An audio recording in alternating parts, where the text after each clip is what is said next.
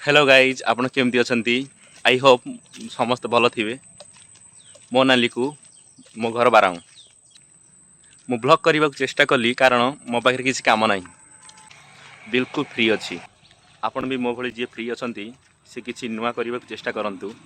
चलतु देखा आम स्टेशन को बुले नेबी भुवनेश्वर न्यू रेलवे स्टेशन। आम घर ठारू स्टेशन अब 2 किलोमीटर।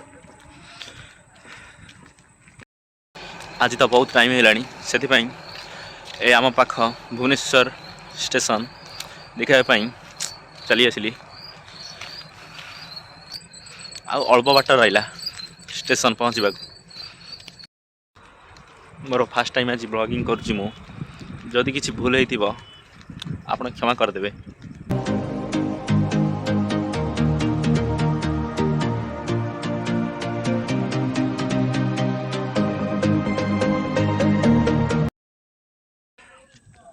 गला आम स्टेशन हूँ भुवनेश्वर नुआ।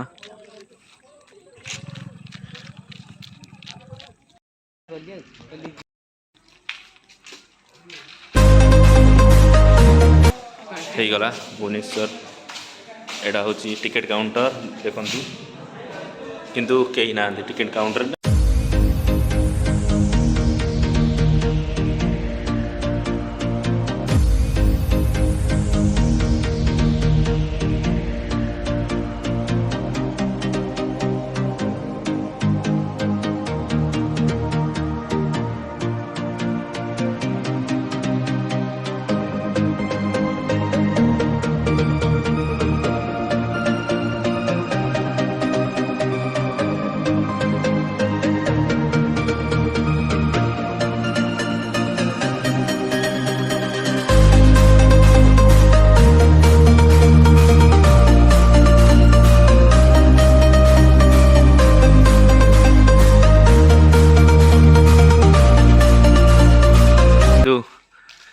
कई लोक ना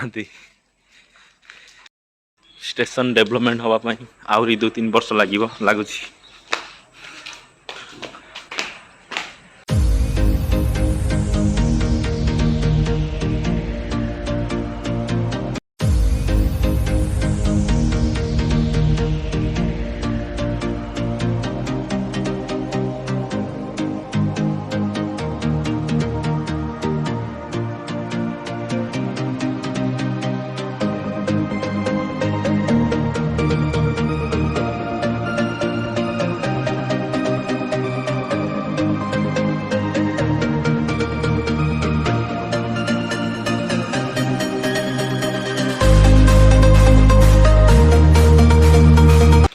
फास्ट टाइम जेहेतु मुझे भल वीडियो करें आज सर्ट रे सब देखई दूची।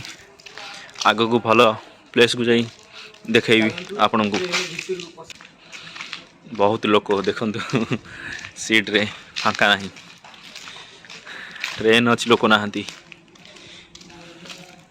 केते समय बसला टाइम रे गोटे ट्रेन आसला।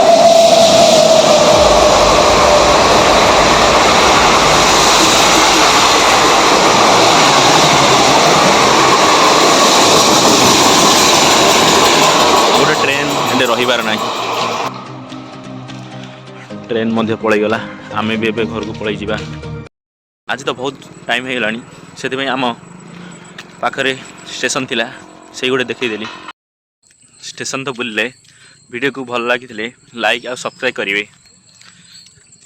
परवर्ती समय रे मु आउरी भल भल वीडियो अपलोड करी। आपणकर आशीर्वाद आउ सपोर्ट दरकार।